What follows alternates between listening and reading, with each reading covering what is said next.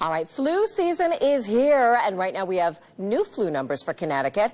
Check it out. The State Department of Public Health says it's confirmed 23 cases of the flu since August. 8 people, by the way, even being hospitalized. So what can you do right now to get ready? Well, welcome to Dr. Virginia Bieluch. She is Chief of Infectious Diseases at the Hospital of Central Connecticut. Good morning to you. Good morning. Here we go. We always talk about this, and, we were sort of stunned. 23 cases so far. You say not a big deal. We're off to a running start, but it's kind of the same as last year. Yeah, looking at the graphs at the State Health Department website, we're pretty much where we were last year. So people are seeing this and they're thinking, oh, that's right, I've got to get my flu shot. It's never too late to get your flu shot. Obviously, earlier is better. But if you haven't gotten it yet, no panic. You can still go get a flu shot, right? Absolutely.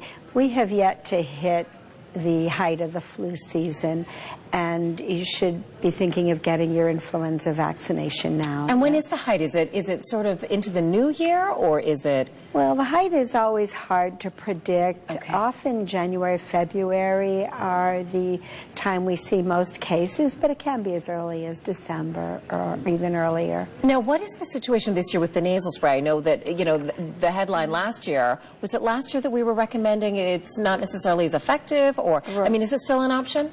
CDC does not recommend use of the nasal spray this year again because of decreased effectiveness against the viruses in the flu strain. So roll up that sleeve, get it in the arm, and it's no big deal. We get it here at work every year. It's so helpful because, it gets cold here. Everybody's indoors. It becomes this sort of petri dish where you can pass all these things to each other.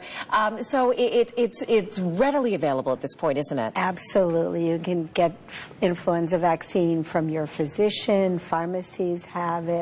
Many workplaces offer it, and we do highly recommend influenza vaccine.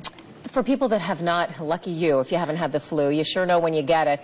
The cold and the flu, again, two totally different things. The flu takes you down. It can even be deadly, can't it? Absolutely. Influenza, it can be a little difficult in some people to tell the flu from a common cold. Okay.